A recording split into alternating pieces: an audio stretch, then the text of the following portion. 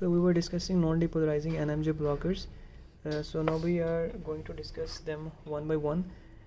First of all, we have vicuronium and recuronium. I told you these are the short-acting and easy to recover, easy reversal. So these are the most commonly used muscle relaxants for all the clinical uses we discussed in the introductory lecture. Now, why atracurium is not used?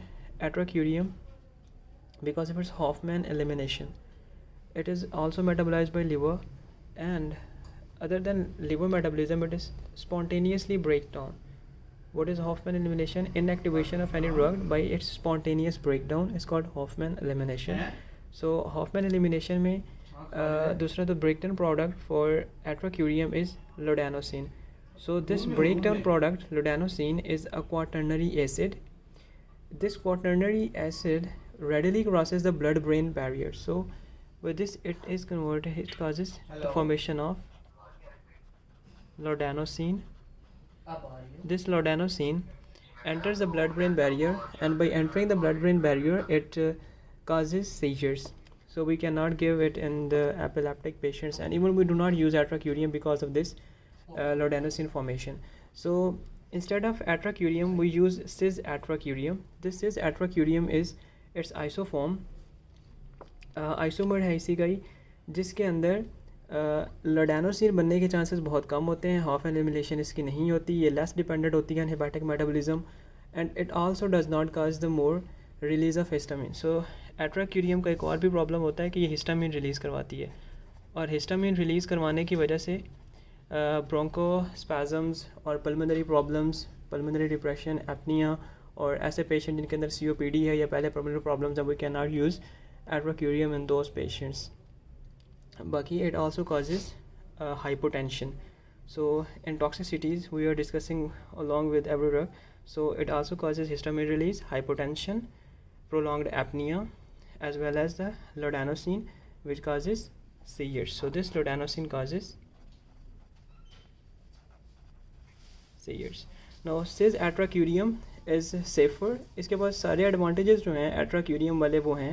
Intermediate acting है, safely use कर सकते हैं, easy to reverse, neostigmine दे के reverse कर सकते हो, और इसके जो एडवर्स इफेक्ट्स हैं एट्राक्यूरियम वाले वो नहीं हैं, क्योंकि ये हिस्टामिन रिलीज़ भी नहीं करवाता है और लोडानोसिन भी इससे बहुत कम बनती है. So this is safer than atracurium. Vecuronium, rocuronium most commonly use. Long acting जो है pancuronium, we do not use pancuronium because of its long elimination of life, और इसका रिवर्सल बहुत डिफिकल्ट होता है. So very short, gantacurium newly made drug है, और ये अभी तक एज सच क्लिनिकल यूज़ में नहीं है. फेज़ 3 ऑफ क्लिनिकल ट्रायल्स में वेरी शॉर्ट एक्टिंग है, और इसके जो रिवर्सल है इजी होता है. We can reverse it with neostigmine, और इसके एडवर्स इफेक्ट्स जो हैं वो हिस्टामिन रिलीज़ की वजह से कार्डियोवास्कुलर एडवर्स इफेक्ट्स आते हैं, जिसमें ये हाइपोटेंशन काज करवा सकती है. लेकिन अगर आप इसको हाई डोजेस पे देते हो तो ये ब्रोंकोस्पैज़म्स और पल्मोनरी वेज़ोकंस्ट्रिक्शन नहीं करवाता. सो पल्मोनरी पेशेंट के जो प्रॉब्लम्स होते हैं, जिनमें पल्मोनरी प्रॉब्लम्स होते हैं, ऐसे पेशेंट में हम जेंटाक्यूरियम यूज़ कर सकते हैं, क्योंकि इसकी वजह से ब्रोंकोस्पैज़म्स नहीं होते. So this was all about these drugs, we discuss them one by one. So what is the order of muscle relaxation? जो छोटे मसल्स होते हैं उनकी रिलैक्सेशन जल्दी होती है. जैसे कि फेस है, फेस के मसल्स की पहले रिलैक्सेशन होगी, फिर जो दरमियान वाले मसल्स हैं जैसे कि लिम्स के मसल्स हैं और नेक के मसल्स हैं उनकी होगी रिलैक्सेशन, और उसके बाद फिर जो है वो ट्रंक के मसल्स जो हैं, एब्डोमिनल मसल्स हैं, थोरेसिक मसल्स हैं, और खुसूसी जो डायाफ्राम है उसके सबसे आखिर में जो है वो रिलैक्सेशन होती है.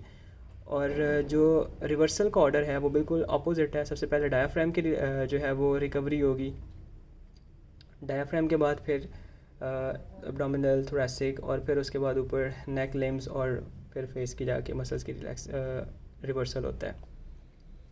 What is residual muscle paralysis?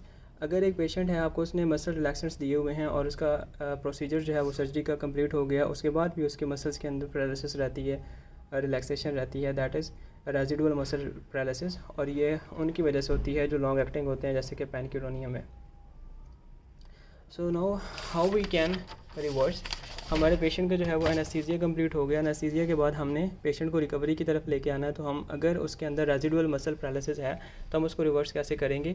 We can give neostigmine, pyridostigmine and edrophonium. अगर तो हमने स्मॉल डोजेस दी हुई हैं इन NMJ ब्लॉकिंग एजेंट्स की, तो हम इनके साथ इनको रिकवर कर सकते हैं. लेकिन अगर लार्ज डोजेज हैं तो मैंने बताया था कि it enters the pore of the